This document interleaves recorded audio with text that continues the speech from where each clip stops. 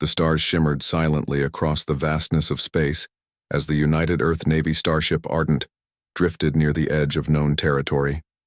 Inside, the air was tense.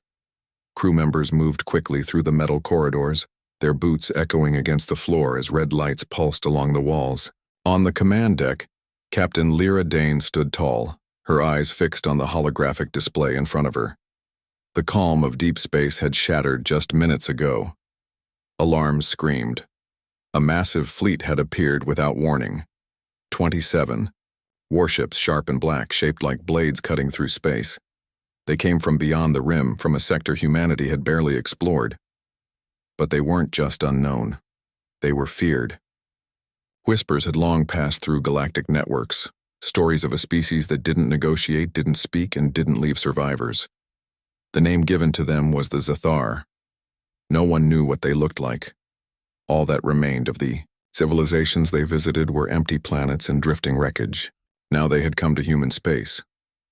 The Ardent wasn't a warship meant for full-scale battles. It was a patrol carrier, lightly armed, fast, and designed more for scouting than fighting. But it had been the first to detect the Zathar fleet as it emerged from a gravity well near Sigma Verge. Lyra's crew had seconds to respond. Shields were raised. Fighter squadrons were scrambled.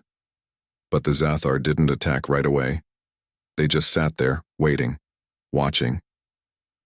Their ships moved like a school of silent predators, tight and controlled. Lyra knew it wasn't random. It was calculated. A test, a warning, or worse, bait. She turned to her tactical officer, Ensign Rourke, whose face had gone pale under the glow of the red light. "Any response to our hails?" she asked. Rourke shook his head slowly. Nothing. No signals. No energy bursts. Just watching us. Lyra clenched her jaw. They're not going to talk. The bridge fell quiet. The crew waited, not knowing if the next second would bring peace or death. Lyra had seen battle before, against pirates, against rogue AI, even in the early war with the Valari, but this was different. The air felt heavy, like the silence before a storm. She tapped into the secure fleet channel and sent a message straight to Earth Command. Unknown hostile fleet has entered human space. They match the Zathar signature profiles. Immediate reinforcements requested. We may not be able to hold this line alone. As the message streamed out into the stars, Lyra stared at the enemy fleet again. So still, so quiet. Like death, waiting, to breathe. Behind her, a junior officer whispered to no one in particular, "What kind of monsters build ships like that?" The ships were black and jagged, without markings, glowing only with dim blue lights that flickered like dying stars. And still they didn't move. Then, without warning, one ship broke formation. It glided forward, heading straight for the Ardent. No weapons fired, no threats made. Just silent motion. Lyra felt her pulse quicken. She gave the order to arm. Weapons, ready shields, and prepare evasive action. Her mind raced with possibilities. Was it a scout? A diplomat? A suicide craft? The unknown was the most dangerous enemy of all. But just before the alien ship reached engagement range, it stopped. Sensors scanned it. No life signs. No power signatures. No movement. And then, something stranger. A single small pod was launched from its underbelly, heading slowly toward the Ardent. Lyra stared at it in disbelief. It was a container, smooth, metallic, almost ceremonial in design. She ordered it brought aboard under full lockdown. In the hangar bay, engineers and security gathered around as the pod hissed open. Inside, there was no bomb, no tech, just a single message, burned into a metal plate in letters that shifted in the light. Ancient Earth languages, a warning. "You are in the hunting grounds, leave now, or be hunted." The words sank like a stone in Lyra's chest. The Zathar hadn't just come to fight. They had come to begin their hunt. And Earth was now their prey. Across the stars, other ships picked up the signal from Ardent. The galaxy began to stir, but it was already too late. The storm had arrived. Captain Lyra Dane stood in the dim light of the command deck, the warning from the Zathar still fresh in her mind. The metal plate with its chilling message had been sealed in a containment vault, but its words echoed in every corner of the ship. You are in the hunting grounds. Leave now. Or be hunted. She knew Earth Command would respond, but how quickly? And how much help could really come in time? The Zathar weren't just another threat. They were something else entirely. The kind of enemy that didn't play by the galaxy's rules. Lyra had read every report, every classified file. Whole colonies gone without a trace. Fleets shredded, no survivors. The usual tactics wouldn't be enough. She needed something stronger. Something the Zathar had never seen. That was when she sent out a special request, one Earth Command rarely approved unless the situation was beyond desperate. She asked for the Deathworlders. Within hours, the response came. Request granted. A black transport ship appeared near the Ardent, silent and sharp like a knife in the void. It docked without ceremony, and from its airlock stepped Captain Jax Core and his squad. Humans, yes, but not like the others. They were Deathworlders, soldiers trained on humanity's harshest planets, places where survival wasn't just hard, it was war. Planets where the air could kill, the animals hunted humans for sport, and even the plants were deadly. Their training was brutal. Many didn't survive it. But those who did were stronger than anything Earth's regular forces could field. Jax walked into the command deck wearing armor scorched from volcanic ash, marked with the scars of past battles. His face was hard, his voice quiet but full of weight. You called for us, he said. What's the mission? Lyra briefed him quickly, showing the footage, the sensor data, and the message. Jax didn't flinch. He studied the enemy fleet calmly, then looked back at her. They think danger is about weapons, he said. They have no idea what real danger is. The Deathworlders set up a temporary base aboard the Ardent, turning one of the cargo bays into a training zone. The regular crew watched from a distance, unsure whether to admire or fear them. They saw men and women running drills in heavy gravity, suits practicing close combat against machines that fought back with deadly force, crawling through acid mist, training with live rounds. Jax's squad moved like a pack of predators, silent, focused, unstoppable. The Deathworlders didn't just train their bodies. They trained their minds to endure pain, to ignore fear, to adapt faster than any enemy. Each member had a specialty. Rika, the sniper who could see a heat trail from 10 kilometers away. Voss, the heavy gunner who once survived 3 days in a jungle filled with toxin spores. Marek, the field medic who could patch a wound with one hand and fire a pistol with the other. They didn't speak much. They didn't need to. Their actions spoke for them. Lyra visited their training zone one night, watching from the observation deck. Jax noticed her and walked up. You don't trust us, he said. Lyra didn't deny it. I don't know if anyone can stop the Zathar, she replied. Even you. Jax nodded, thoughtful. Maybe not. But they've never fought humans like us. They've never met people who grew up fighting just to see another sunrise. He looked out at his squad as they ran through a simulation involving a collapsing cave and hostiles ambushing from all sides. To the Zathar, war is hunting. To us, war is breathing. The mood aboard the Ardent changed. The regular crew who had felt powerless now trained harder, moved faster, stood taller. Something about the Deathworlders brought out the best in them. Or maybe the fire in their presence reminded them what was at stake. The message had been clear. The Zathar were coming. There would be no negotiations, no second chances. And now, humanity would show the galaxy what kind of warriors it could make. Deathworlders weren't just soldiers. They were answers to the question the Zathar didn't know they were asking. What happens when the hunted become the hunters? Lyra gave the final order to prepare for engagement. Fleet reinforcements were days away. But the Ardent and its Deathworlders would face the first wave. No one knew who would survive. But everyone now believed one thing.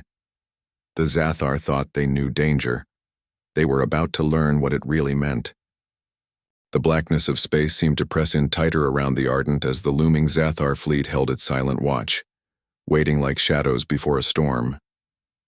Inside the ship, tension tightened every nerve. The Deathworlders moved with practiced efficiency, but even their steady calm didn't erase the weight pressing down on the crew. Captain Lyra Dane paced the command deck, her gaze flickering between the glowing star maps and the grim faces of her officers. Every minute brought them closer to battle, a fight they knew could decide more than just their survival. It was a fight for the future of humanity itself. Jack's Corps stood nearby, arms crossed, observing the nervous energy on the bridge. His Deathworlders had drilled for years in the worst conditions imaginable, but nothing matched the uncertainty of facing an enemy that didn't just rely on weapons or numbers but on fear, silence, and death itself. They had trained for ambushes on poisonous worlds, for storms that could tear a man apart, for creatures that blended into shadows. But this was different. This was an enemy that hunted not only with weapons but with terror, waiting for the moment to strike when hope seemed lost. The first signs came as the Zathar fleet suddenly shifted, silent, swift, like a predator choosing its path. Without warning, their ships broke formation and advanced in a perfect strike pattern. The Ardent's sensors flared with incoming fire as energy blasts lit the darkness, striking the shield grids with thunderous force. The ship shook violently, alarms wailing, lights flickering. The crew sprang into action, manning stations, shouting orders. Lyra's voice cut through the chaos, steady and commanding. "Hold the line! Keep the shields up! Fighters, scramble and engage!" The Deathworlders moved with deadly grace, jumping into action like a well-oiled machine. In the hangar bay, they suited up in heavy armor and boarded their assault fighters, their eyes sharp, their fingers steady. Voss manned the heavy cannon. Rika scanned for targets through the glass canopy, and Marek stayed calm as he monitored squad communications and medics. These weren't just soldiers. They were a weapon forged by years of hardship and endless battle. Their fighters darted into the fray like shadows, weaving between enemy beams and returning fire with deadly accuracy. But the Zathar were relentless. Their ships were unlike anything humanity had faced. Fast, silent, and deadly, they slipped past defenses and tore through smaller vessels. Human fighters fell one by one, their screams lost in the void. The Ardent took damage. Bulkheads buckled. Power flickered in smoke-filled corridors. Yet through it all, the Deathworlders kept fighting. They pushed harder, adapting on the fly, anticipating moves the enemy didn't expect. They used tactics learned from surviving on worlds where death was constant. Ambush, guerrilla strikes, and relentless pressure. In one brutal dogfight, Rika's fighter was hit. Smoke poured from the engine, systems failing fast. With ice in her veins, she executed a risky maneuver, diving toward a nearby asteroid belt to shake off her pursuer. The enemy ship followed blindly, crashing into space debris and exploding in a blaze of fire. The squad cheered over comms, but the victory was brief. They had lost 2 fighters already, and the enemy showed no sign of slowing. Back on the Ardent, Lyra coordinated repairs while directing defensive fire. She saw her people push to the edge but refusing to break. Every time the Zathar tried to exploit a weakness, the Deathworlders countered with brutal efficiency, turning defense into offense. Jax appeared at her side, his voice low and fierce. "They're testing us, probing for fear. They want us to break." Lyra nodded grimly. "We won't. Not today." The 2 captains shared a silent promise. This fight was far from over, but humanity's spirit would not falter. The battle raged for hours, a relentless storm of fire and steel. The Ardent was battered but still afloat, its crew weary but unbroken. As the Zathar withdrew, slipping back into the darkness from which they came, a tense silence fell over the ship. The damage was severe, but the message was clear. Humanity had fought back. The Deathworlders had shown that they were more than survivors. They were warriors who refused to yield. In the aftermath, Lyra addressed her crew over the ship's comm system. Her voice was steady, filled with both pride and resolve. "Today we faced a danger unlike any other. We stood on the edge of annihilation and held. The Zathar thought they could scare us, but they learned that humans don't just survive. We fight back. We adapt. We endure. and we will be ready when they return. Jax gathered his squad in the training bay, their faces marked by exhaustion, but shining with a fierce determination. "This is only the beginning," he said. "They don't know it yet, but the hunt has just begun, and we are the hunters now." The words resonated, not just as a promise of battle, but as a declaration of human will. The Deathworlders had transformed the fear of the unknown into a weapon, forging hope from the flames of war. The Ardent limped toward the rendezvous point, where reinforcements awaited. The battle had cost them dearly, but it had also proven something vital. Humanity's strength was not just in its technology or numbers, but in the heart of its people. Against an enemy who thrived on terror, the Deathworlders showed that true danger was not what you faced, but how you faced it. The galaxy had seen the first clash. It had seen that humans were far more dangerous than anyone had imagined. The days following the fierce battle left the crew of the Ardent exhausted but unbroken, their spirits a blend of relief and grim determination. Repairs were underway, but the threat of the Zathar remained, an ever-present shadow looming over every star in their path. Captain Lyra Dane paced through the corridors, noting the quiet resolve in every face she passed. There was no celebration here, only a deep understanding that the true fight was just beginning. The Deathworlders, hardened by their brutal training, worked alongside the regular crew, sharing knowledge, honing skills, and preparing for the next inevitable strike. Every moment was precious. Every lesson learned could mean the difference between survival and extinction. Amid this tension, strange reports began to arrive from nearby colonies.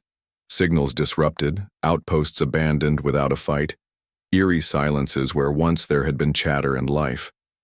The Zathar's reach was expanding, their cruelty leaving nothing but destruction in their wake. This was not just a war of ships, it was a war of worlds. Lyra gathered her command team in the strategy room, maps and star charts glowing under their determined eyes. "They're moving fast," she said, her voice steady but urgent. "We need to act before more systems fall." Jack's core, leaning against a table, rubbed a scar on his forearm, a reminder of battles past. The Zathar rely on fear and surprise. If we can take the fight to them, disrupt their supply lines, force them to spread thin, we can level the field. His plan was risky but bold, a series of surgical strikes on key enemy outposts deep within the hunting grounds. The crew prepared for these covert missions with meticulous care. Deathworlders led training sessions, teaching stealth tactics, ambush strategies, and how to survive on hostile terrain. They simulated environments with toxic atmospheres, venomous wildlife, and hostile terrain to mirror the deadliest worlds humans had ever encountered. Marek, the field medic, stressed the importance of mental toughness, reminding every soldier that the battle was as much against their own fears as against the enemy. "The Zathar want you broken," he said quietly. "Don't give them that." Satisfaction. Rika and Voss drilled sharpshooting and heavy weapons handling, pushing every fighter to their limits. Every movement, every decision was honed to perfection. Failure was not an option. When the time came, squads launched in small, fast ships designed for stealth and speed. Their missions were dangerous, landing unseen, striking hard, and retreating before the enemy could respond. The Deathworlders led these raids, their experience on hostile worlds proving invaluable. In one daring mission, Jax and his team infiltrated an Zathar supply depot hidden beneath a dense, poisonous jungle. Using camouflage gear and silent weapons, they dismantled enemy equipment and sabotaged fuel reserves. The Zathar response was swift, but the Deathworlders had planned an escape route through a network of underground tunnels. Explosions rocked the jungle as they vanished, leaving chaos in their wake. Back aboard the Ardent, the crew tracked each mission, their hopes tied to every signal. The raids were painful successes, each strike slowing the Zathar advance and giving human colonies precious time to evacuate or reinforce. But with every victory came a cost. Fighters were lost, brave souls who never returned from the hunting grounds. Their sacrifice weighed heavily on the ship, a stark reminder of the brutal reality of war. Lyra held quiet vigils for her fallen comrades, knowing that honoring them meant continuing the fight with even greater resolve. Meanwhile, the Zathar adapted. Their tactics shifted, becoming more unpredictable, more savage. They began deploying new types of ships, fast, heavily armored, and equipped with devastating weapons designed to counter human agility and Deathworlder tactics. The Ardent's engineers scrambled to upgrade shields and weapons, working around the clock to keep pace with the evolving threat. Voss tested new heavy cannons, while Rika worked on improved targeting systems. Marek developed better medical protocols to treat wounds that once would have been fatal. Every part of the crew pulled together, a web of effort that stretched across the ship and beyond. As the battles grew more intense, so did the emotional toll. The Deathworlders, though tough and disciplined, showed glimpses of weariness. Jax confided to Lyra one evening in the observation deck, the stars outside calm and distant compared to the storm within. "This isn't just a fight for survival," he said quietly. "It's a test of everything we are, our strength, our will, our spirit." Lyra nodded, feeling the same truth deep in her bones. "We can't just be fighters. We have to be more: hope, courage, unity." They shared a brief moment of silence, knowing that their leadership meant guiding people through fear and uncertainty. The turning point came when intelligence revealed the location of a major Zathar command center deep within a hostile star system, a place so dangerous even the Deathworlders had never ventured there before. It was heavily fortified, surrounded by asteroid fields and deadly radiation storms.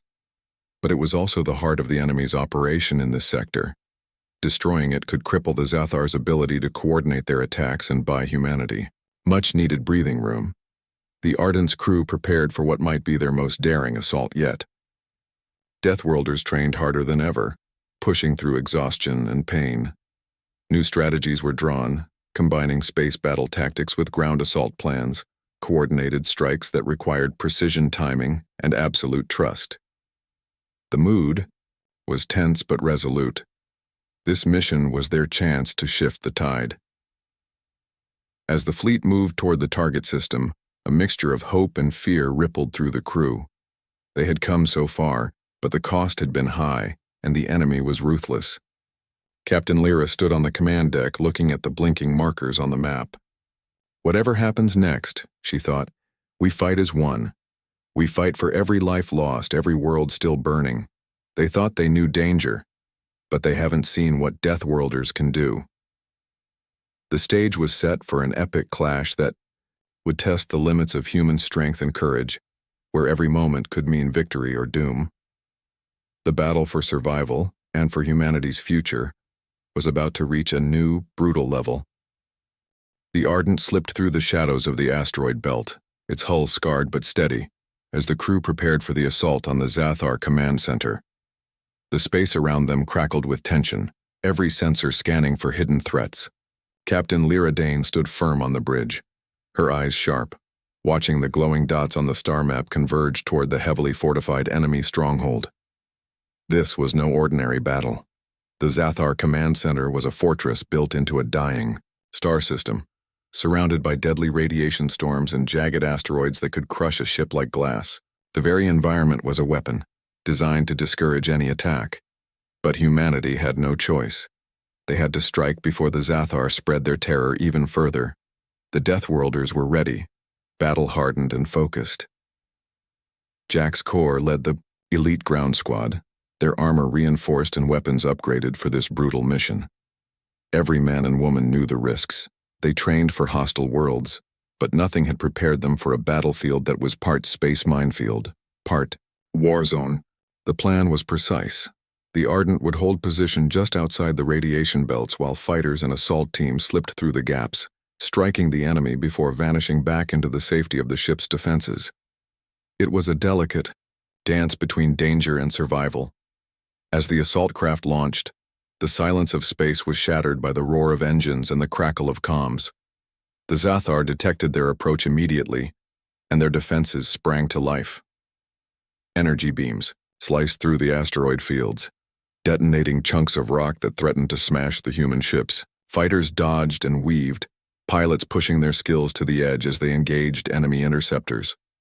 The Ardent's weapons blazed from a distance, firing precise bursts to clear paths through the hail of fire. The sky exploded with light and death. Jax's team landed on the rocky surface of a nearby moon, a forward outpost critical to the Zathar's command network. The ground trembled underfoot, the air thin and poisonous. With grim determination, the squad moved in tight formation, scanning for traps and patrols. The terrain was brutal, but the Deathworlders thrived on this kind of challenge. They moved quickly, neutralizing sentries before alarms could sound. The element of surprise was their greatest weapon. But the Zathar were cunning, and soon the squad found themselves under heavy fire from hidden turrets and automated drones. The fight turned savage. Bullets and energy blasts tore through the rocky canyons as Jax barked orders. The squad fought like wolves, adapting on the fly, using cover and counterattacks to push forward. Rika, the sharpshooter, picked off enemies from high vantage points while Merrick treated wounds amid the chaos, his calm voice steadying the team. The Zathar sent reinforcements, but the Deathworlders held their ground, driven by the knowledge that failure meant annihilation. Every inch gained was paid for in sweat and blood. But the squad pushed deeper toward the communication arrays that controlled the enemy's network. Above, space battles raged fiercely. The Ardent's fighters faced waves of Zathar ships designed to overwhelm with sheer numbers and speed. The human pilots used every trick learned in past battles, feints, hit-and-run tactics, and coordinated strikes, to survive the onslaught. Voss manned the heavy cannons, directing devastating barrages that broke enemy formations. Rika's quick reflexes saved dozens of comrades, picking off ships targeting vulnerable transports. The tension was electric. One wrong move could mean disaster. Yet the human spirit burned bright, each fighter fueled by the desperate hope of turning the tide. Back on the moon, Jax's team reached the communication arrays. The massive structures pulsed with alien energy, a sinister heart pumping orders through the Zathar fleet. With careful precision, they set charges and hacked systems to disrupt enemy signals. The countdown began as alarms blared. The squad scrambled for cover, preparing for the inevitable counterattack. The enemy response was brutal. Waves of reinforcements poured in, desperate to protect their command nerve center. The battle became a desperate last stand. The Deathworlders fought with every ounce of strength and skill, their resolve unbreakable. Explosions rocked the ground as they held their positions, covering each other's backs, never yielding even as casualties mounted. Myrick's steady hand saved lives amid the carnage, his voice a lifeline in the chaos. Jax himself led charges against overwhelming odds, refusing to retreat. The squad was more than soldiers. They were a family forged in fire, fighting not just for survival, but for the future of all humanity. Above them, the Ardent took heavy damage. Shield generators flickered, warning lights flashed, and the ship groaned under repeated strikes. Lyra's voice rang clear and commanding, rallying her crew to hold fast.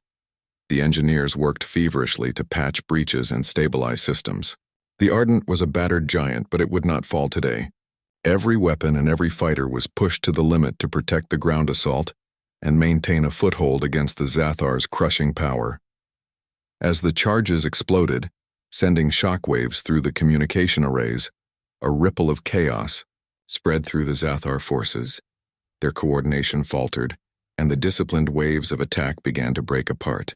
Sensing weakness, the Ardent's fleet surged forward, pressing the advantage. The fighters fought with renewed vigor, pushing enemy ships back into retreat. The death throes of the command center echoed through space as explosions lit the star, system in deadly colors.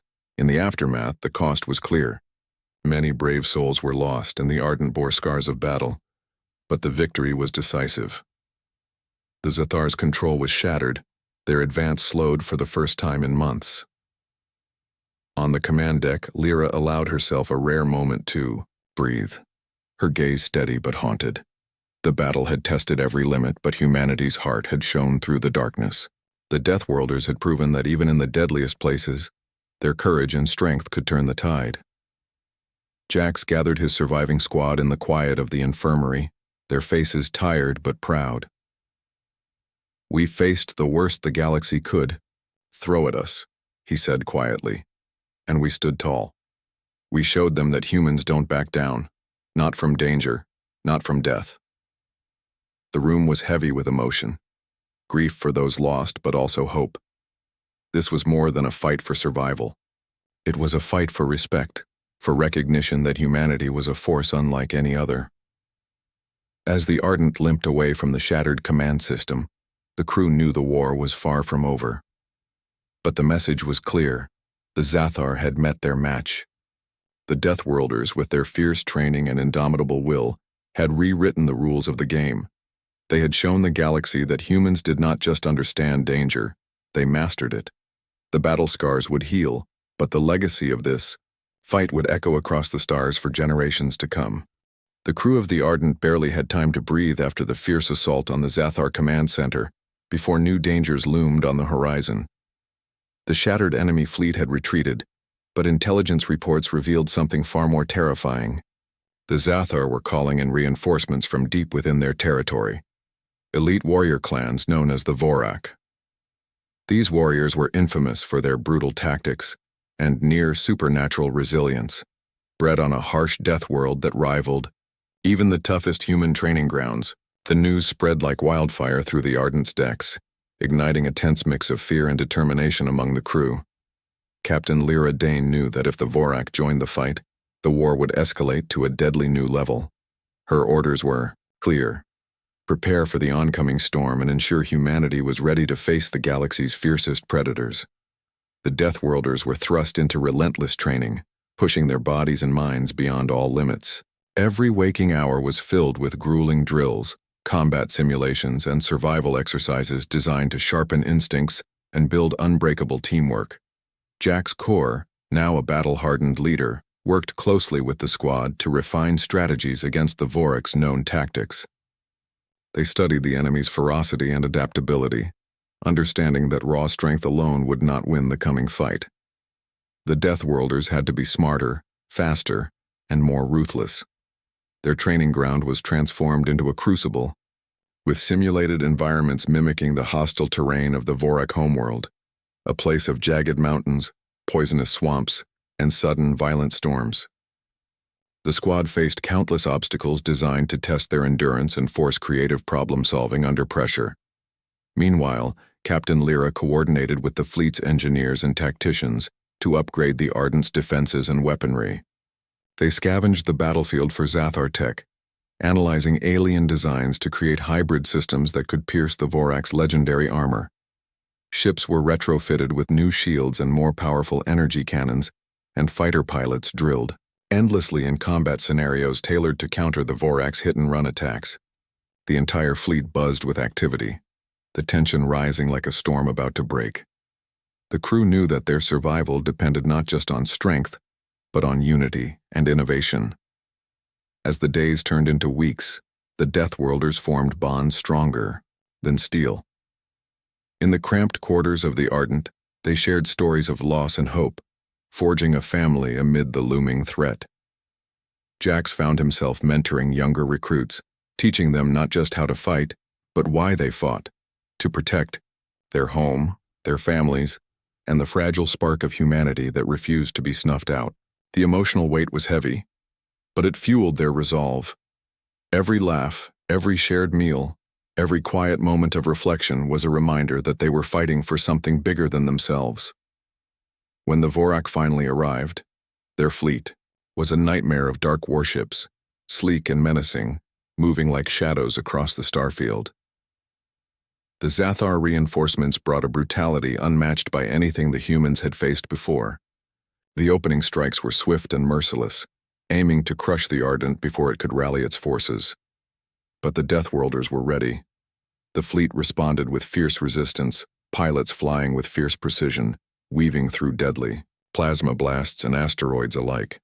The battle was a violent dance of light and shadow, ships exploding in brilliant flashes against the cold void. Every loss was felt deeply, but every victory ignited a new spark of hope. On the ground, Jax's squad faced an equally grim fight. They were deployed on the Vorak's homeworld, tasked with sabotaging the enemy's supply lines and communication hubs. The planet was a hostile wilderness, with toxic fogs and giant predators lurking in the shadows. The Vorak warriors hunted, relentlessly, using guerrilla tactics honed over centuries. Every step was a struggle for survival. The Deathworlders moved like ghosts, striking quickly then vanishing into the harsh terrain. Their training paid off as they set traps and ambushes, turning the enemy's strengths against them. The emotional toll was heavy. Friends fell, and each loss was a knife in the heart. But the squad pressed on, driven by unyielding will. Jax often found himself standing alone on cold ridges, staring out at the alien landscape beneath foreign stars. The weight of command pressed on him, the faces of the fallen etched in his mind. He understood that this war was not just fought with weapons, but with spirit. The Deathworlders carried the hopes of humanity, their sacrifice a beacon in the darkness. They had to survive. They had to win. As the ground battles and space fights raged simultaneously, a powerful bond grew between the fleet and the soldiers.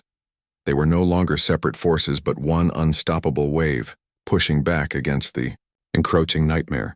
The Arden's bridge was alive with tension and resolve as Captain Lyra coordinated every strike, every retreat, every desperate gambit.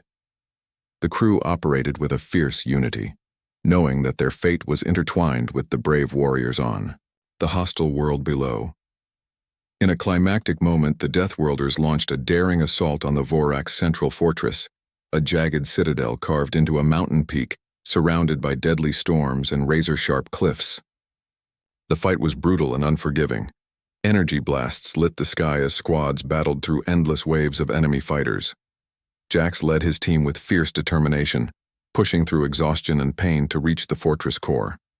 Inside, they planted charges to cripple the Vorak's war machine, fighting hand-to-hand with fanatical warriors who refused to yield. The explosion that rocked the mountain was felt miles away, sending shockwaves through the battlefield. The weak fortress collapsed, its destruction severing the enemy's command and breaking the momentum of the Vorak reinforcements. On the Ardent, cheers erupted even as they counted their losses. The price had been high, but humanity had survived the deadliest trial yet. In the quiet that followed, Jax and Lyra shared a rare moment of peace. The war was far from over, but the Deathworlders had shown once again that no matter the danger, humanity's courage and unity could overcome the darkest threats. They had trained harder, fought fiercer, and sacrificed more than anyone expected. And through it all, they had proven that when Deathworlders stand together, even the fiercest, danger could be faced and conquered. The victory at the Vorak fortress was a hard-won milestone, but the war was far from over. The shattered Vorak forces began to regroup, their fury deepening as they realized how close humanity had come to breaking their hold on the sector. Across the vastness of space, intelligence reports indicated that the Zathar High Command was preparing a final, desperate counterattack, a massive fleet that would descend upon the Ardent and its allies with overwhelming force. Captain Lyra, Dane stood on the bridge, her eyes scanning the starfield as the fleet gathered at the edge of their systems. The tension in the command room was thick, every officer waiting for the inevitable storm. The Deathworlders had faced brutal challenges already, but this battle would test their strength, skill, and spirit like never before. The stakes were clear. Lose this fight, and humanity's foothold in this part of the galaxy would be lost, forever. As the enemy fleet closed in, the humans prepared for what would become the most intense space battle of their lives. The Ardent became a hive of activity.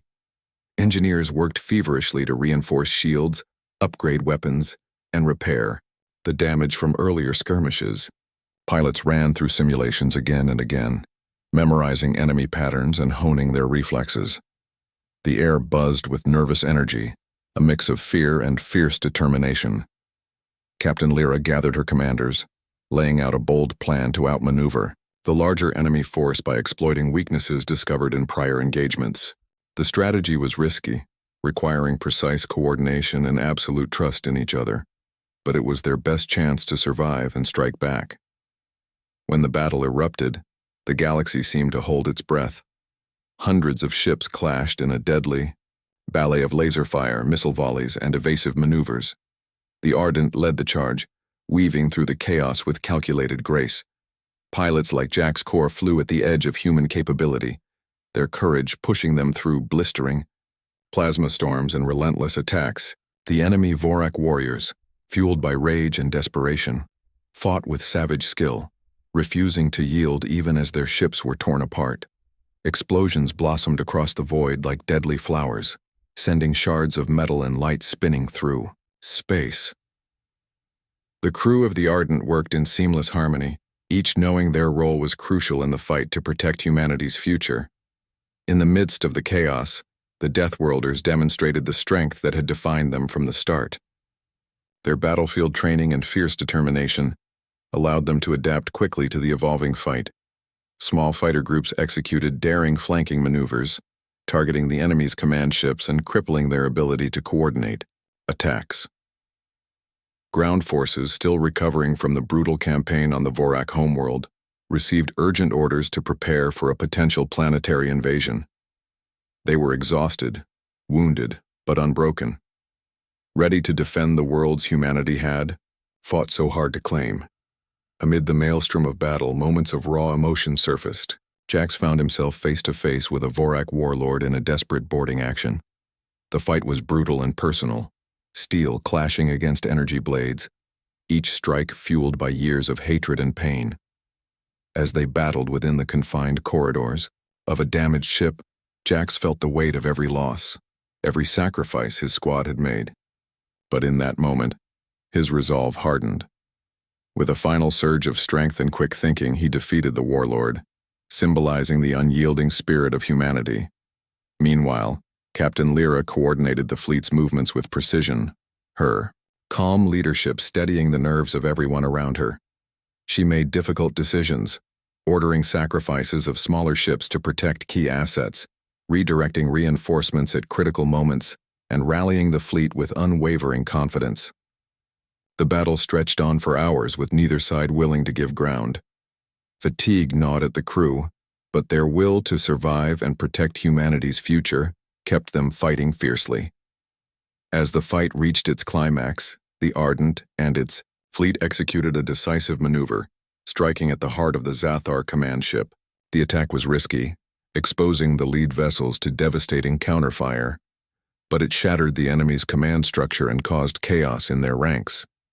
The tide of battle turned. The Vorak warriors, leaderless and disorganized, began to fall back, their once feared ferocity replaced by confusion and retreat. The human fleet pressed their advantage, pushing the enemy into a full retreat across the starfield. Victory came at a high cost. The Ardent had taken heavy damage, and many brave souls were lost.